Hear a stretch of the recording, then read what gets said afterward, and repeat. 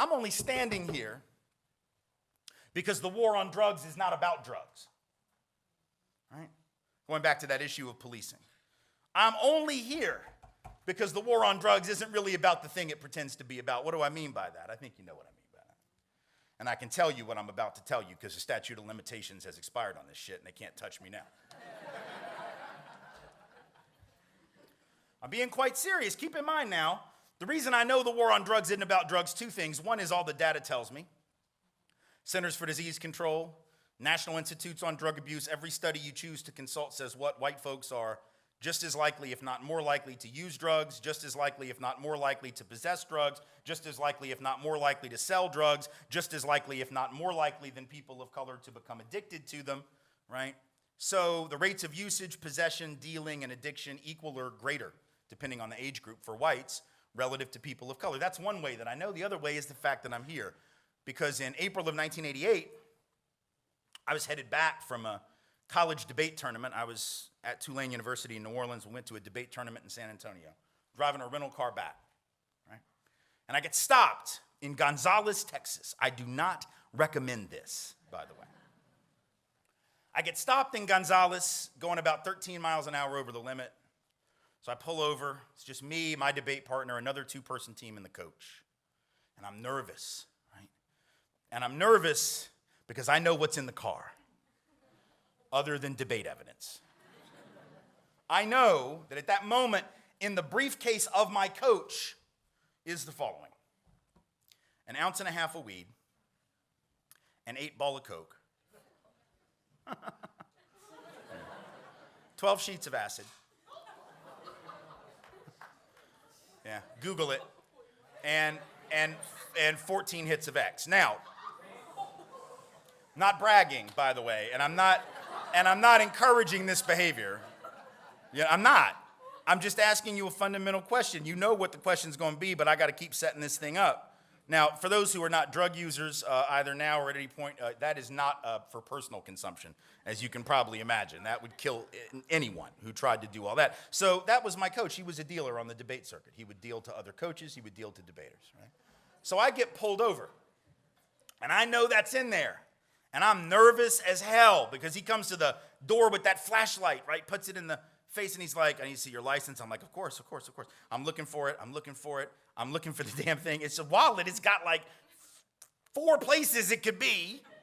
Can't find the damn thing. And it seemed like it took 30 minutes. It was probably 20 seconds. But it seemed like it was a half an hour. I'm sweating, right? My eyes are getting big. I'm sweating crazy, just profusely. The air's on, doesn't matter. Sweating, right? And I just know that this is not going to go well. He says, "Would you like to come back and sit in the cruiser where the light's better?" I'm like, okay. I go back there. He's right, man. The light is way better in the police car. So I'm looking for it, right? Finally, I turn over this one little, flap where you put pictures and credit cards and stuff, and there's my fake ID. I got that. He sees it. He goes, "Isn't that it?" I'm like, no. That's something else. I don't know. That's like a craft project. I don't know what the hell that is. I don't know, even though it said driver's license right on the damn top. And he saw it, and he's like, "Are you sure?" And he starts to reach for it. And just as he starts to reach for it, now keep in mind, just the license alone is a misdemeanor offense, $500 fine, up to 60 days in jail potentially. Probably wouldn't have gone to jail for it, but they're going to search the car when he gets it, right? So he's reaching for it.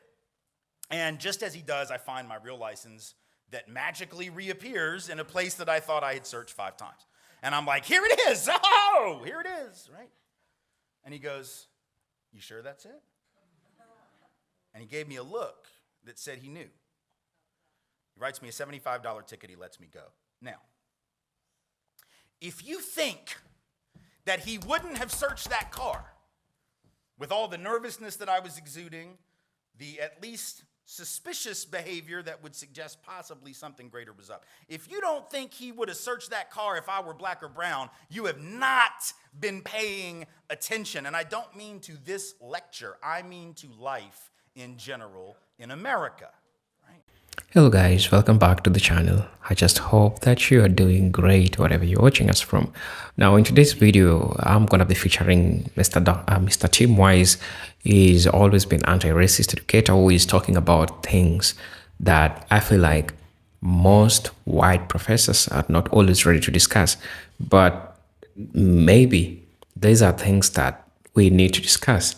Now, Tim White's speech Beyond Diversity, which he conducted in 2017, is a sharp critique of the performative nature of diversity initiatives in the United States. He argues that many institutions engage in superficial diversity efforts, such as hiring a few people of color, hosting racial sensitivity workshops, or incorporating multicultural symbols without addressing the deeper cultural inequities that uphold racial hierarchies. White challenges the assumption that inclusion alone is sufficient, emphasizing that true equity requires dismantling the systems of privilege and power that continues to disadvantage white individuals at the expense of marginalized communities. His speech is particularly relevant in today's socio-political climate, where diversity is rhetoric is often weaponized to maintain the status quo rather than to enact meaningful transformation. So I think this is an important talk that we need to always try to discuss, always try to look at the things that are happening really, things that are happening behind closed curtains. In as much as they might be using some things like, inclusion, talking about diversity, but is that really dismantling the systems that were put there to, to deteriorate people of color, black people? So that's a question that Dr. Tim Wise will be presenting on.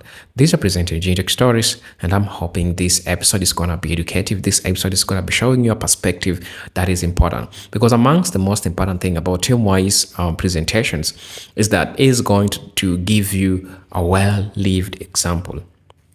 For example, like you've seen the coming up war on drugs, this is something that has been always weaponized against black folks. You could imagine if it could be a black person who was caught in that situation, things could have been different. So I think it's important for us to always look and see. United States is talking about diversity, but does this really dismantle the systems that were placed to cripple only black folks? So that's a question that I'd like to pose to you even before jumping right into the video, because I know that these discussions are usually important for us not to just say that, you black folks stop complaining so much. You are being represented in the parliament. You're being represented. Yes, we are being represented, because even black folks had President Obama. But did that mean really that the black problem ended? It was not a guarantee that black problems ended. So what does that mean? It means that there is a point of diversity and equity that we need to discuss. Does it really mean that if we have black leaders, you're going to see black problems going away? I don't think so. So let's watch Tim Wise's speech in regards to this, and I hope you all get to learn. For those who are watching us for the first time, please consider subscribing to our channel, joining our membership, and also if you feel like you want to donate, I have my cash app on my bio. I will appreciate so much for those who are buying me coffee. Until then, let's watch the video. I'll be back. Year hence, you'll be able to look back and say it was an excellent, fantastic adventure. Okay, that shit did not happen. The best did not leave, because the winners always stay put. Only those who were suffering and losing in the system leave, and there's no shame in that. But there's no shame in it when English folk do it, and there's no shame when Mexican folk do it, and folks from Sri Lanka do it, and folks from Honduras and Guatemala do it, when folks from the continent of Africa do it. There's no shame when anybody gets up and says, I'm starting over. But see, the difference is black folks in this country know how they got here, and indigenous peoples know how they were here before, and Latinx folks, if they're in touch with the indigeneity of their heritage, also know that their people were here first. It's only European folks who apparently forgot that, as James Baldwin said, our ancestors didn't want to come either. Right? We didn't want to. We had no choice. And if we understand that, it gets harder, doesn't it, to look down on folks. Right? Because you understand what motivates them is the same, but we tell ourselves a lie. We say, well, we came for freedom, and they're just coming for stuff. The hell? We came for stuff. Land. We came for land. We came for opportunity. We came for a new start. Even if you came for quote unquote freedom, that would still be some stuff, but we didn't come for that. All you got to do is look at the kind of system we set up in the colonies. This is a pretty unfree system. We spent most of our time in the colonies oppressing each other for not being the right kind of Christian and trying to figure out who the witch was so we could kill her. It wasn't about freedom. Right? It was about a new form of tyranny. So the reality is migration is always about the search for opportunity. People don't like to move, right? Folks from Mexico don't just cross the border and come here like for shits and giggles because they got nothing else to do, right? Nobody likes to move, man. I moved 5 years ago, 3 blocks, y'all. 3 blocks, and it damn near killed me. I was like, I'm never doing this again. I hate this. I told my wife, don't ask me to ever move. 3 blocks, and I was just done, right? You think folks want to pick up and leave the country, the only country they know, their heritage, their language, their culture, their friends, family members, just to take advantage of some cheap-ass, inadequate health care and some low wages, and to be exploited and shot at in the desert for even making the attempt? The hell do we think people do? People do those things out of desperation. If we understand that, then the judgmentalism is a lot harder, because once again, I can see me in you, and I can see you in me. So you got to understand your own past if you're going to understand other folks' present, because they're operating on the same motivations that we were. You understand? But this is not just an academic point. I want to suggest to you that it's bigger than that, and it's something that white folks better concern ourselves with, because I think sometimes we very easily, and I understand why, but it's a problem. We very easily and readily assume that the reason we got to change stuff up in this country and fix this problem is to save people of color. Well, here's the thing.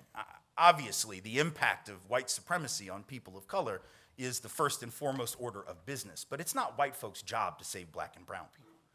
Black and brown folks will liberate themselves from this system, whether we're with them or not. The question that I want white folks to ask is, who's going to liberate us from this system? Because it's doing a number on our mentality. It's doing a number on our humanity, and it's even dangerous for our health. Now, that may seem odd. How can a system that gives you advantages and benefits and opportunities actually be dangerous and bad for your health? Well, think about this. Go back to that point I made a few minutes ago about the notion of meritocracy and individualism, right?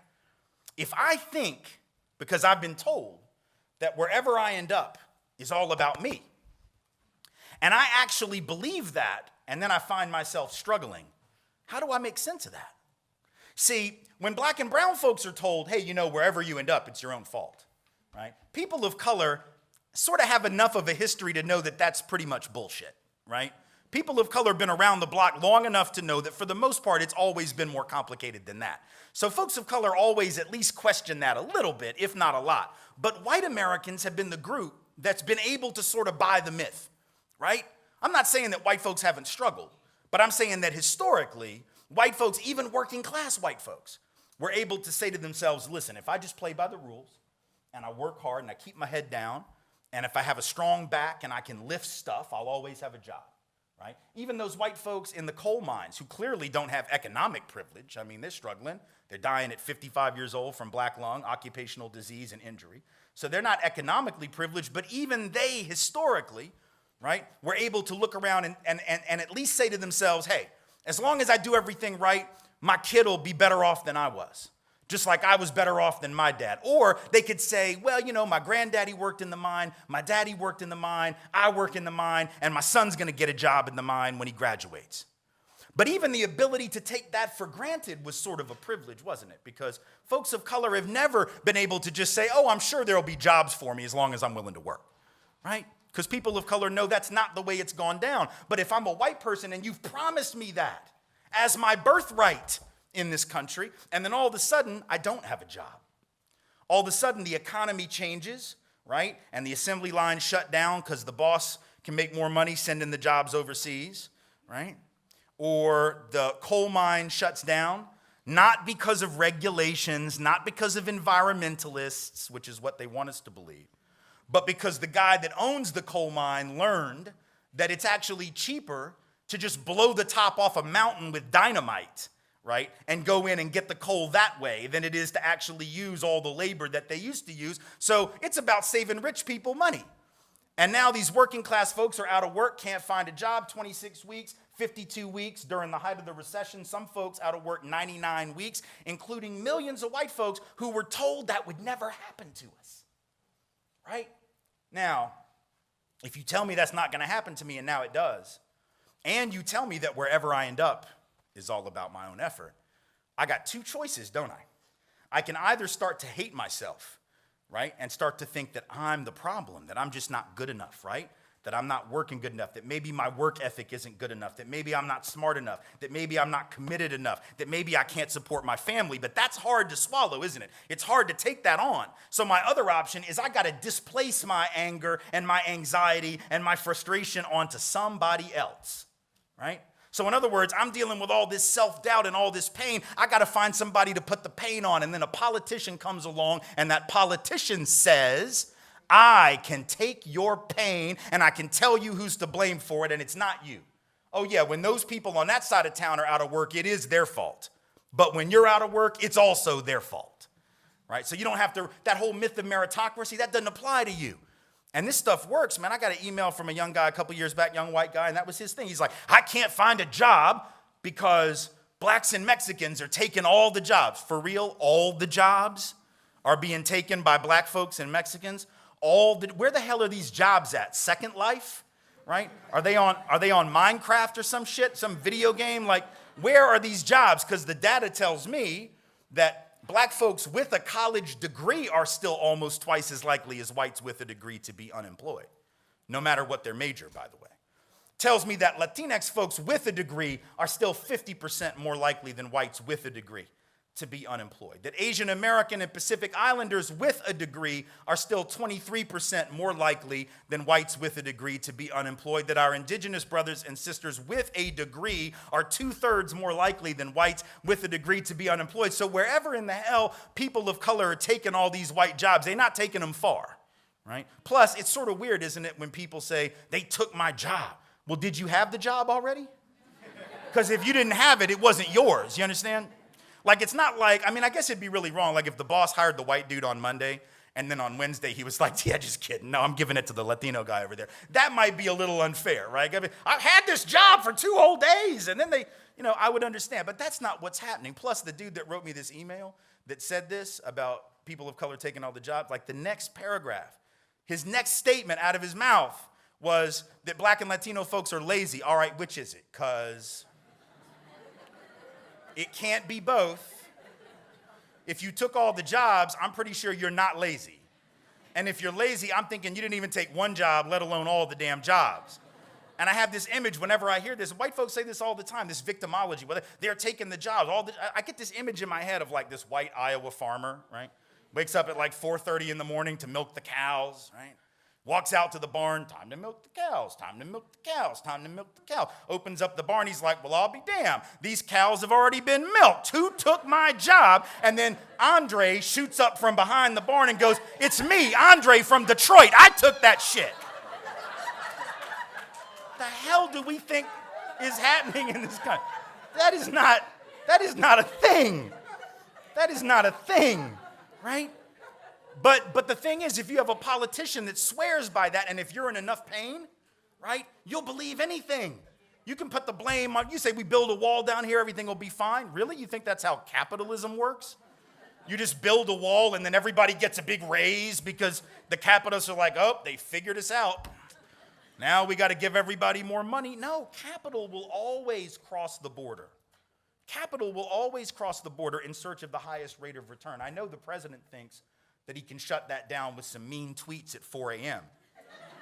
That if he just sends out a tweet that says, you're not moving, you're staying here, that they're gonna go, oh, well, I was gonna make, $12 billion extra by moving the plant to Sri Lanka, but what the hell, the president says I can't, so I guess I'll stay. That's not real. Goods will always cross borders in search of the highest price, right? So if you got capital mobility and you've got goods mobility, but you don't have labor mobility, what happens? You actually rig the game against working people. Because if workers can't go where they get the highest wage, that hurts all working people, see? But we don't think about that, or we don't think about how we got in this political moment. The thing that's so important to understand about Trumpism, not Trump, Trumpism, is that it's really not a new thing. It's really not. Because the whole history of this country is the history of what we just saw happen. Keep hearing people say, we can't normalize Trump. We can't normalize Trump. Well, there are a lot of things that aren't necessarily normal, and typical about Donald Trump and his rhetoric and some of the stuff he does. But there's other things that are excruciatingly normal, right? That have been typical and going on for a really long time, right? Because if you had to sum up the history of this country in one sentence with regard to race and class, you know what that sentence would be? That sentence would be that the history of America is the history of rich white men telling not rich white people that their enemies are black and brown. That the history of America is the history of rich white men telling not rich white people that their enemies are black and brown. It starts in the colonies when there were no white people yet. And you may think, that's a weird thing to say. What do you mean? Well, I mean, there were Europeans. We didn't call ourselves white. We hadn't come up with that term yet. We didn't have this pan-European identity, right? We hated each other. We spent most of history killing each other. The English hated the Irish and vice versa. Northern Italians didn't even think Southern Italians were Italian. The Germans hated everybody, and everybody hated their ass right back. There was no white race, and then in the colonies, all of a sudden there is. What happened to justify the creation of this thing? Well, nothing really, except that the elite in the colonies could look around, mid-1600s, and they could count. And when they counted, what they saw was that they were way outnumbered. You take all the African enslaved folks, the European indentured servants who were just one level above slavery, and you take the other piss-poor Europeans who aren't technically indentured, but they might as well be. They're peasants. They don't have anything. And you put them all together, in most of the colonial period, they outnumbered the rich by 10 to 1, 15, 20, 30 to 1, had a handful of people that owned all the wealth, sort of like today. We got 38 people in this country right now that have the same amount of wealth as the bottom half of the country. 165 million people over here, 38 over here. So this thing has been going on a long time. So the rich look around, they see they're outnumbered, and they're worried, as you can imagine, right? They're thinking to themselves, holy hell, man. If they figure out that we're running a game on all of them, they're going to come and take our stuff, right? There's going to be a revolution, right? And they're going to come and take our stuff. And so we got to split these coalitions, because every now and then there would be rebellions that were cross-color, cross-racial. You would have Bacon's Rebellion as one, but there were others where you had folks of color and white folks joining together to overthrow the aristocracy, but the aristocracy can't have that, so they create this notion of whiteness, and they say to even the poorest European, you're better than even the best off black person. You're better than the indigenous. You're better, later on they would say, than those Mexicans, or better than those Chinese that we brought in to work the railroads, right? In other words, they created what W.E.B. Du Bois, the great sociologist, would later call the psychological wage of whiteness, right? The idea that, well, I may not have much, but at least I'm not black. At least I'm not brown. At least I got this right here, right? And the fact is, when you don't have anything but this will spend really well. You see, if you're rich, this is a bit redundant, isn't it? Like if you're rich enough, this is nice, but you don't have to have it. But if you're poor and you don't have anything else, this is the coin of the realm, and you will cash that check. And so all of a sudden, these white folks who were given the right to vote, at least if they were men, right? And they were able to own land, not much, but a little. And what they do, they put the men on the slave patrol to help keep black folks in line, see? Gave them a taste of power, not real power. They still didn't run the show. They still didn't make the laws. They still didn't own the bulk of the land, but they were riding around on a horse with a gun and a badge, and it made them feel big, made them feel strong, made them feel like they had a stake in this thing called whiteness, and those rebellions stopped. And the elite won. Rich white men telling not rich white people that their enemies are black and brown. Fast forward, Civil War era, same thing. The rich white folks in my part of the world, in the American South, openly announce that the reason they want to secede from the Union and possibly go to war is to maintain white supremacy and the institution of slavery. They were very blatant about it then. We lie now and say that it wasn't about that. But back then we didn't have any shame, so we just said it, right? But the problem, see, was that if I tell you the reason we got to break away and go to war, and many of y'all might die, is because I need to protect my property in human beings. How do I get you to go fight for me when you don't own any human beings because you're poor? Because you do know the rich don't go to war, right? The rich don't go fight. They get poor people to do that, whether it's in the 1800s or right now. Rich people get doctors to write notes saying they have heel spurs so they can't go to Vietnam. And if you don't know who I'm talking about, you can Google that tonight and figure that one out for yourself. Right? Rich folks never go fight. They get poor people to do it. So think about what a trick that was. If I just told you the reason we got to go to war is so I can keep my slaves, and you're a poor white person, doesn't even own any, why would you go fight for my stuff, right? You would, because I come to you and I tell you, man, if they get free, they're going to take your job. They're going to displace you. No, fool. They already displaced you. That's the point, because if you're white and you got to charge $1 a day to work on that farm, and the guy that owns the farm can get the black person to do it for free because they own him or her, right? Guess who's getting the job? Free is going to get the job. So actually, poor white folks would have been better off saying to hell with all this, joining with black folks to overthrow the system of enslavement that was bidding down the wages of all working people. But the psychological wage of whiteness kicked in, and divide and conquer work. Fast forward to the 30s, labor union movement. You got white labor leaders that didn't want to integrate the union because they had swallowed it. They had bought it, right? And they were saying things like, well, we can't integrate. My God, if we bring these black folks and these Mexican folk and these Chinese folk into the union, they're going to reduce the professionalism of our craft. No, fool, they're going to double the size of your union. And that's probably really helpful when you go on strike. Right? Because when you go on strike, if you don't have them next to you on the strike line, guess who the boss is going to replace you with?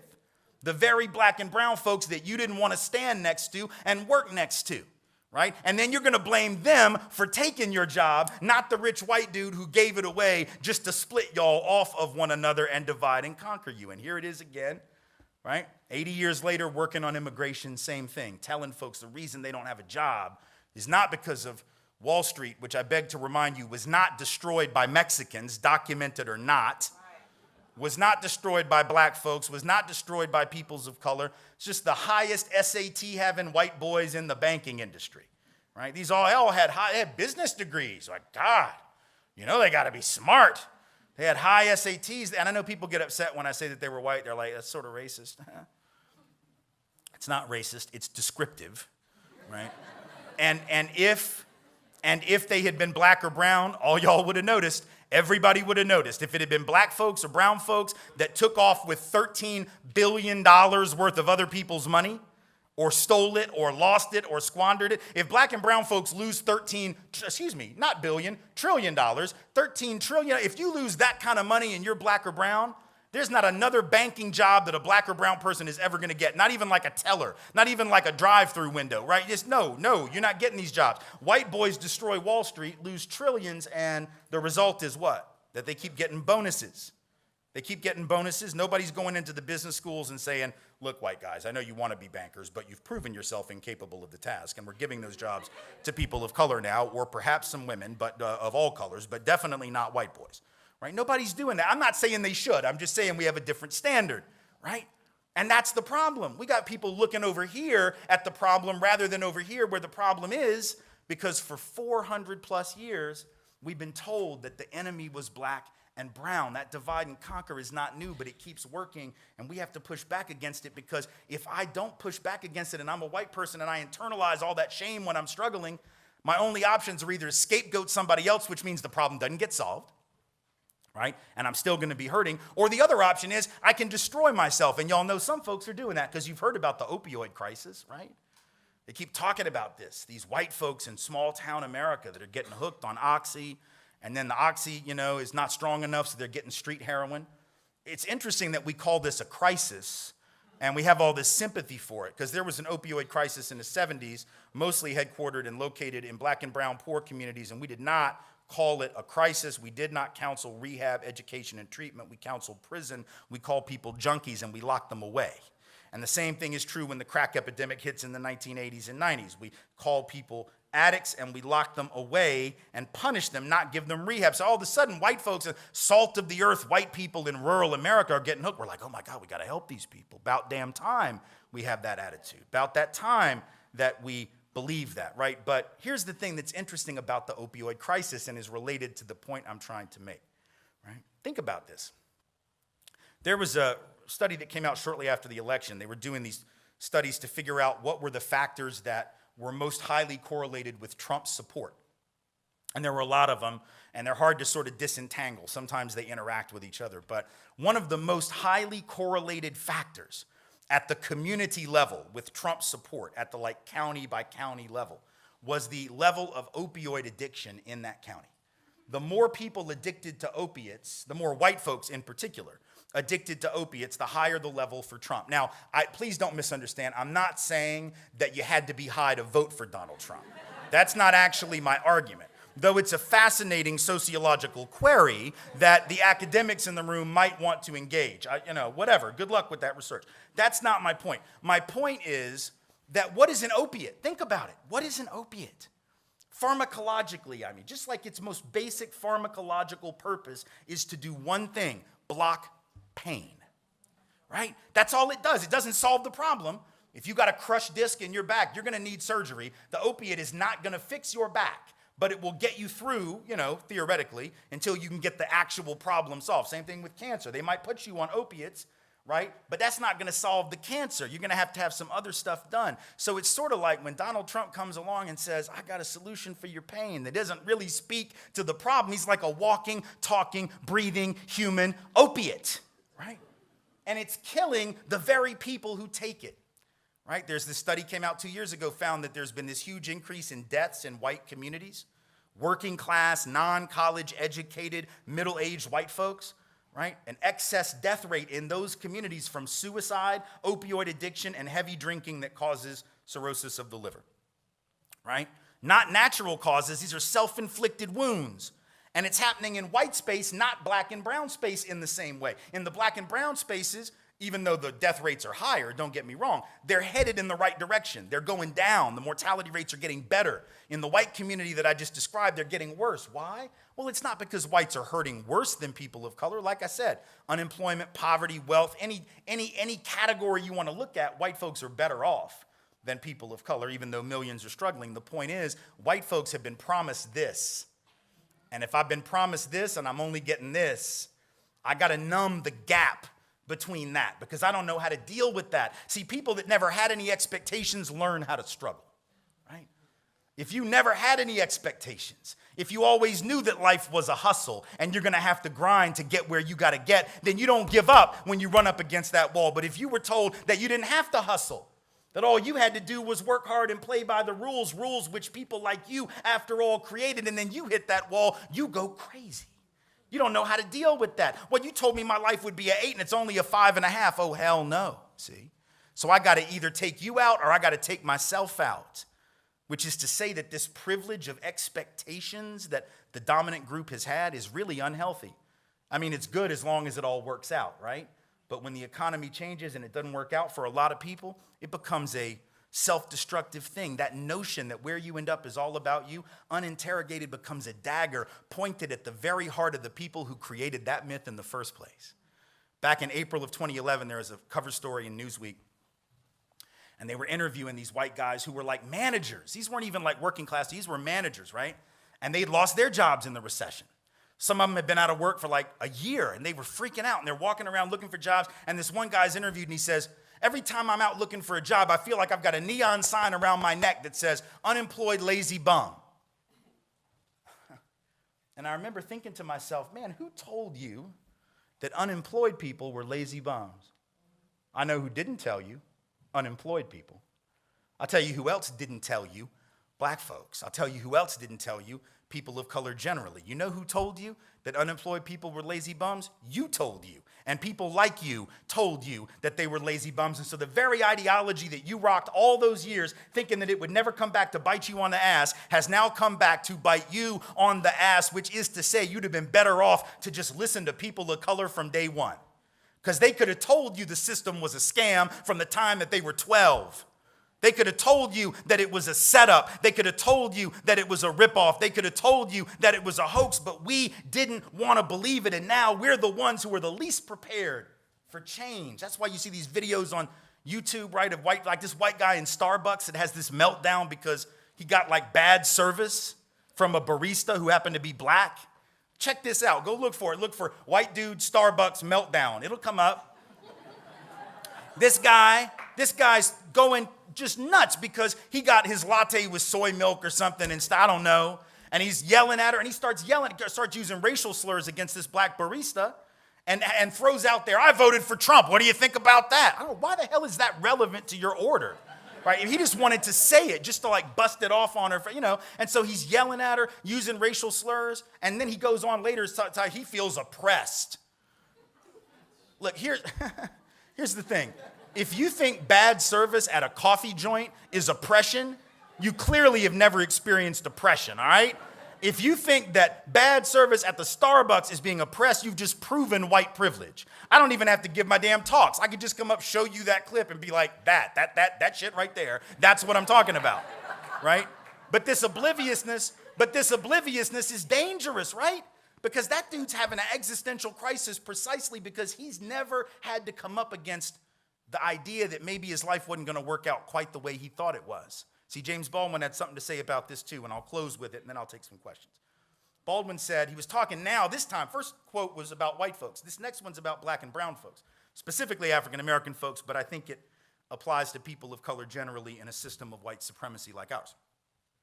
Baldwin said, I don't mean to sentimentalize suffering, but that person who can never suffer can never grow up, can never learn who they are. That man who has to every day snatch his humanity out of the fires of human cruelty that rage to destroy it, learns something about himself in the process that no school on earth and indeed no church can teach. He gains a sense of his own authority, and that is unshakable.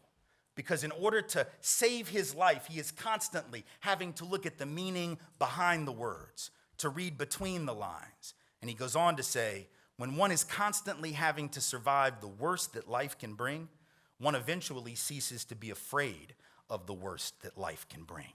And I guess the point I'm trying to make to you is in this era of Trumpism, when folks are sort of popping off and afraid, know this. For the most part, people of color are not afraid because they've seen this movie before. And they are not the ones who were losing their minds at the threat posed by Trumpism. It's those of us who weren't ready. People of color have been trying to tell us for hundreds of years, hold the mirror up to our face and tell us that we have been lying not only to them but to ourselves. And only now are some of us beginning to believe it. For the love of God, let us start listening to those persons of color. Let us join with them, whether it is in the streets, whether it is in the classroom, or whether it is at the ballot box. Thank you all so much for being here. I appreciate it.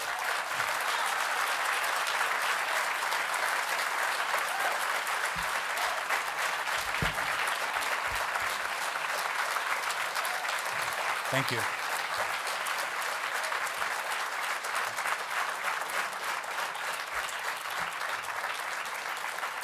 Thank you.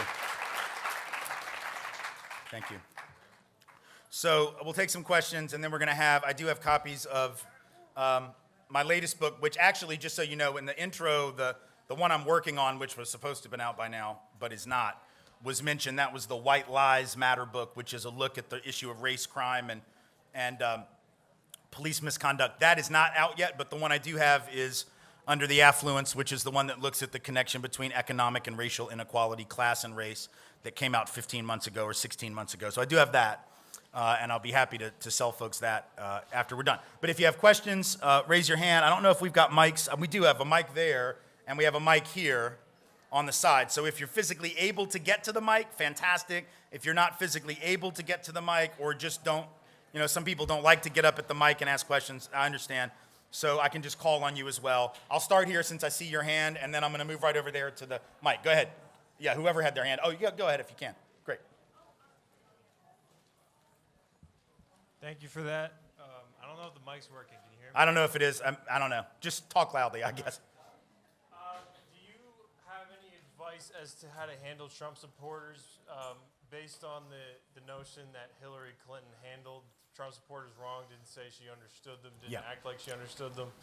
Any advice for us? Well, I think, so here's the thing. I think the big mistake that Hillary Clinton made vis-a-vis supporters of Trump, I think, was that when she decided, and I don't know whether it was calculated or not, but when she decided to make the issue them, that they were the ones who were deplorable rather than Donald Trump for the rhetoric that he was using, that was politically a horrible decision. It was also unfair, but it was politically, it was a horrible decision. That's not to say that there aren't a lot of truly deplorable people in that coalition. The white nationalist movement people, the so-called alt-right, which I much preferred when they just went by their much more honest name, Nazis. But those folks are certainly deplorable, but that's not the typical Trump supporter. Now, I don't want to cut too much slack here, but what I do want to say is that I think the smarter approach would have been for her and now for us to say, rather than his people are a bunch of bigots, and some certainly are, and the data certainly says that that had a lot to do with certain people's support and that it may have tipped the balance. But what she should have said was, you know, Donald Trump thinks that you're so racist that you're going to fall for him blaming people who didn't cause these problems. It's almost like a way of saying to the person who actually might be racist, you know, it's almost like appealing to their better nature and saying, surely you're not going to fall for that. He's trying to manipulate you. He's trying to get you to think that the reason you don't have a job is because of Mexicans. But that's not true, and you know better than that, because there's actually some research which says that when people who actually do have bias, and we all have some, we've all been programmed to have it in this culture, one of the best ways to get people not to act on bias is to challenge them to rise to the better angels of their nature and treat them like people who are capable of doing right even when their inclination might be to do wrong. There's all this research on undoing subconscious bias which says that if we appeal to that part of people, now the hardcore bigot, it's not going to make any difference, but nothing's going to make a difference with them. Those people that make up maybe that 10 or 15% that are movable, I think are movable in that way. The second point I would just make is, look, that I have no problem expressing empathy for struggling white folks, but I do suggest that we must demand reciprocity from them. And what I mean by that is, you know, if white folks who were struggling in Appalachia, in coal country, in the automobile industry, and in the Rust Belt states, if they want us to be sympathetic to their pain, and I get it, and we should be, because some of that pain is quite real, but they must extend the same to black and brown folks who have been in pain a long damn time. And they must acknowledge their similarity with those black and brown folks. It cannot be a one-way street. And so I think if we say, listen, we'll meet you there, and we'll listen to what you have to say, but you got to listen to what these folks have been saying for a very long time, because we have to build that kind of coalition, and we're not going to do that by ignoring people of color who have always been right about this thing and suddenly pandering to white folks who just learned yesterday that the system is a setup, right? That's not the way to do it. So that's what I would suggest, at least at first. Thank you. Yes, over here. Okay, I'm gonna try and make this fast. So I'm out to lunch the other day with my mom, a couple friends, in particular my white friend, blonde, green eyes, the whole bit, her daughter, 6 years old. And her daughter looks at me, her name's Kara, she's the most precious thing ever, but she looks at me and she says, Asia, I was watching TV and I saw there's a group, Black Engineers of America, something like this. Yeah. And she said, but I know that's racist. And I said, really? Why is that racist, Kara? And her mom, she looks at her mom because clearly it's gone too far, she doesn't know what to say. So mom looks over and she says, she sees that I'm about to go, you know, let Kara know. But she says, oh, Asia, just think about it from Kara's perspective. So I had to think, okay, I know what her mom is going to say, but I had to make a decision. Do I go into this lecture now in this pizza joint with everybody watching, or do I save it for later when mom's not around so then I can really get into it with Kara? Right. But I want to know, what do you think I should say to her? And if I like what you say, then I'll share it, and she'll be lucky enough to get a response from Tim Wise. Well, so here's the thing.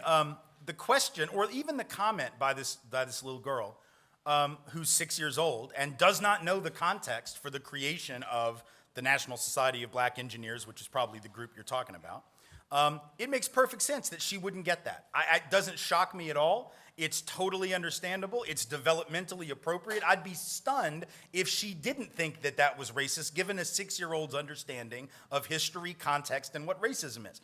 So this happened with one of my own kids. You know, one day she asked the question about, at her school, they have like they have their graduation ceremony, you know, for the high school, for the seniors when they graduate.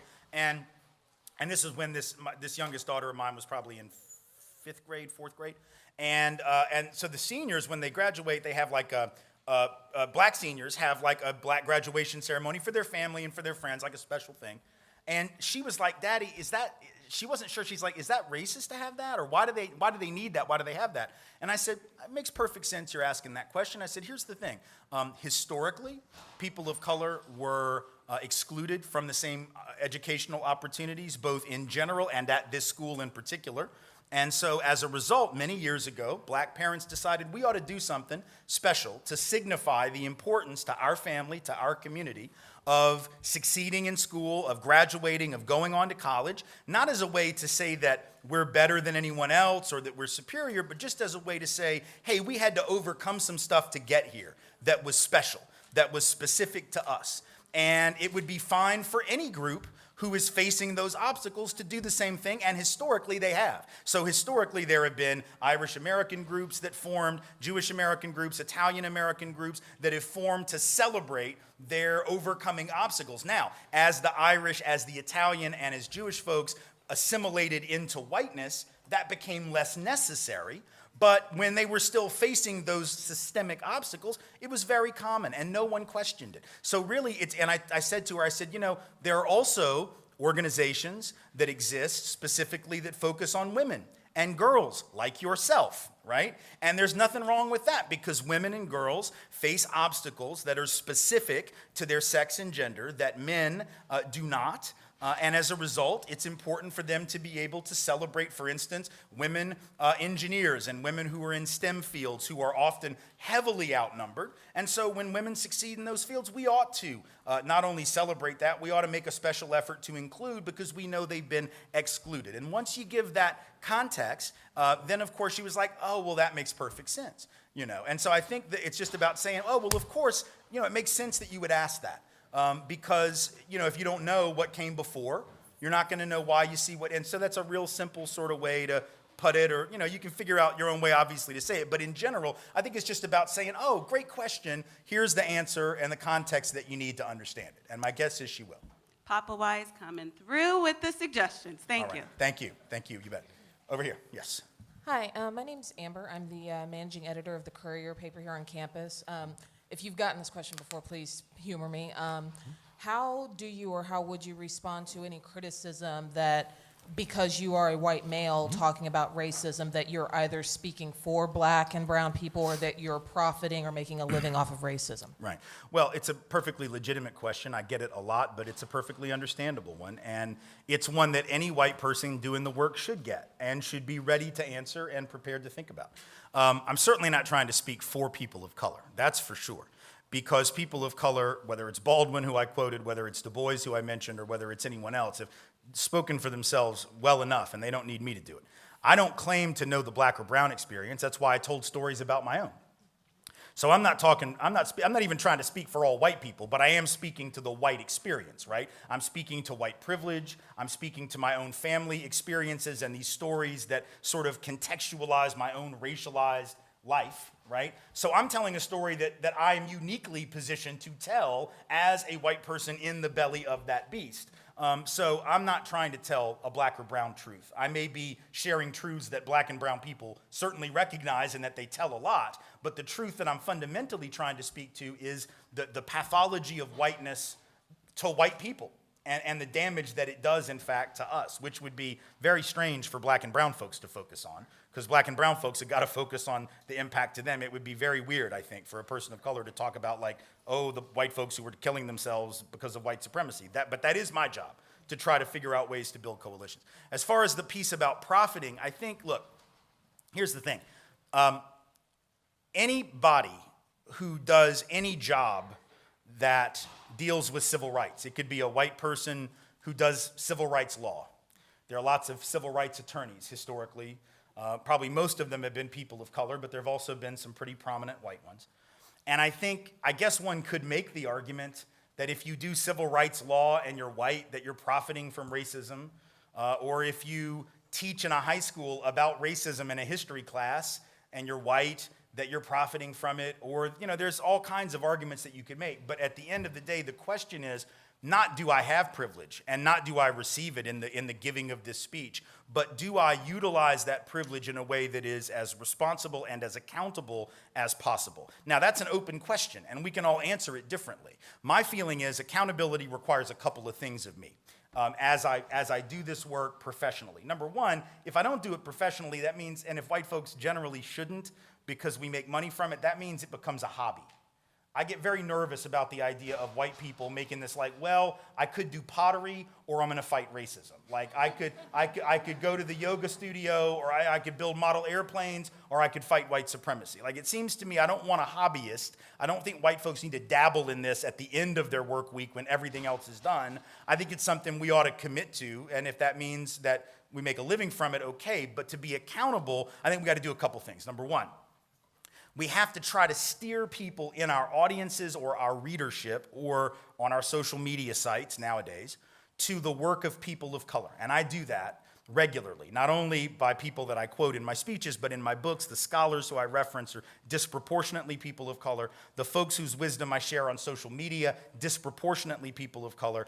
The people on the reading list on my website, timwise.org, in the recommended reading section, overwhelmingly people of color. I'll give you a couple of, one particular book I recommend everyone read, and this is from a scholar of color at Emory University, Carol Anderson. Her recent book, White Rage, brilliant analysis of how right now what we're seeing, and she wrote it actually before the election, but she was very prescient in terms of what she foresaw, is that every era of progress for peoples of color, particularly black folks, has been met with this rage-filled pushback on the part of whites trying to reassert the past system, as in make America great again, right? I mean, it's like the perfect example. So by all means, I want you to buy my books because, you know, they're here and I sell them.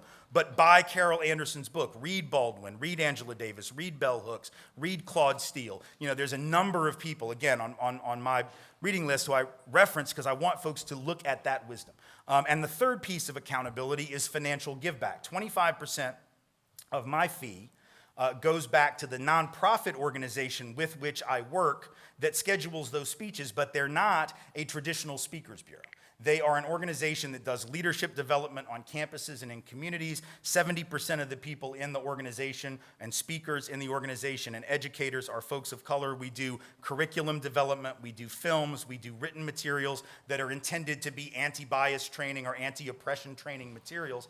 And we're able to do that because every one of us in that quote-unquote bureau, but really nonprofit group, gives back 25% of our fee. We could all keep that money, and we could pocket it and just do what we do, the folks of color and the white folks, but we don't because we support the mission of that organization. And so I think that both the financial give back, the professional, sharing of wisdom, and the recognition of pointing out people that I want people to listen to, when there are folks of color who come to your campus, it's really important that you show up in these or better numbers for them. That's another really important thing for people to do that I think sometimes we forget. And so I don't know that it ever makes for perfect accountability. I don't think there is such a thing. And every white person who does this work is going to screw up. Every man who tries to speak against sexism is going to screw up. When straight folks and cisgendered folks speak against straight supremacy and transphobia, we're going to make mistakes. But I think at the end of the day, those of us who have privilege, and we all have it in some area, every one of us has got some of it somewhere. If you're somebody who cares about poor folks and poverty, but you yourself are not poor, you shouldn't say to yourself, well, I'm not going to take up that fight because after all, I'm not poor. That doesn't make sense. We need folks to get involved in all of these struggles, race, class, gender, sexuality, as allies. Now, that does mean following, not trying to lead. And so I try to make sure that I'm following the lead of those folks of color whose work I reference, those communities of color, those organizations of color, like the People's Institute in New Orleans, which trained me, and others as well. Sometimes I do it well, sometimes I don't. But I think that's the task of all of us who are white and try to do the work with integrity. Thank you so much. You bet. Over here. Hi, Tim. First, I'd like to start off with just saying thanks for coming to PCC. And my question is in regard to what has been going around lately is Asian privilege in respect to white privilege. As some people may or may not know, Asians are at the moment kind of out earning whites. They're better educated than whites, and socially, most likely they suffer or they have the same advantages that white people have in that. You're probably not going to look at an Asian person and think that they're a threat to society. They're probably not going to be profiled like blacks and other Hispanic. It definitely depends. But for the most part, Asians have been dubbed the model minority group.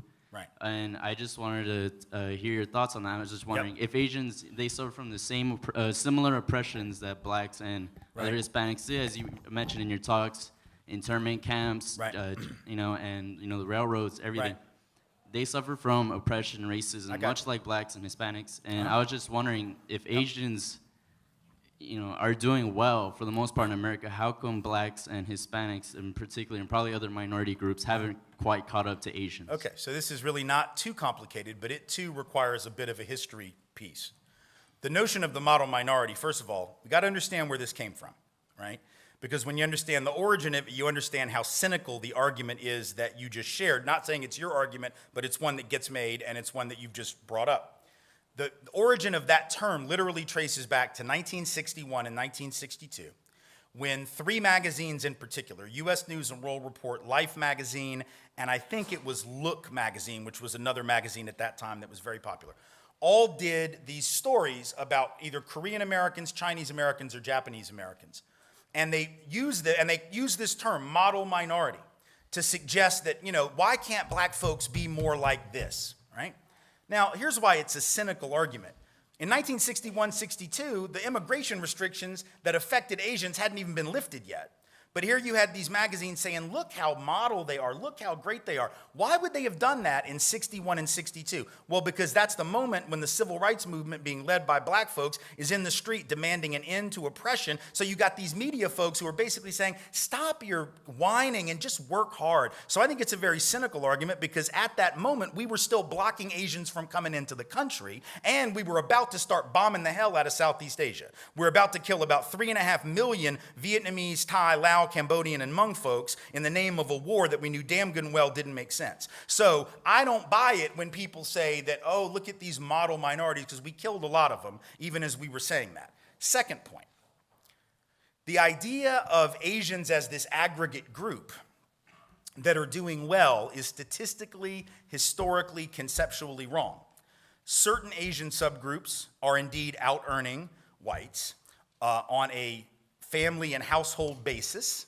Others are most definitely not. Let's look at the ones that are. By and large, it's Korean Americans, Japanese Americans in particular, sometimes Chinese Americans, sometimes Filipinos, depending on the area. But here's the problem with that data. Oh, and subcontinental South Asian Indians, right?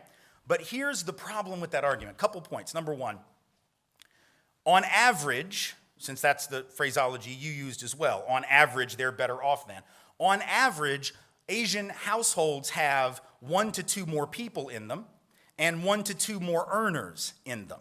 So in other words, if you got white households here with maybe 1 earner or maybe 2, and you might have an Asian household over here with 2 or 3 people in the family working, or maybe 4 people in the family working, the fact that this group is making more than that group is just a math game. But per capita, they're not making more. Per capita, they're making less. So in fact, they're not really better off, and they're earning relative to how many people are putting in effort, they're actually not doing very well. That's the first problem. The second problem is that 60% of all Asian and Pacific Islanders in this country live in 5 states, and I think we know what they are. They are Hawaii, they are California, they are New York, they are, I believe, Washington State and Illinois perhaps, or maybe DC, which is not a state obviously, but 5 areas, right?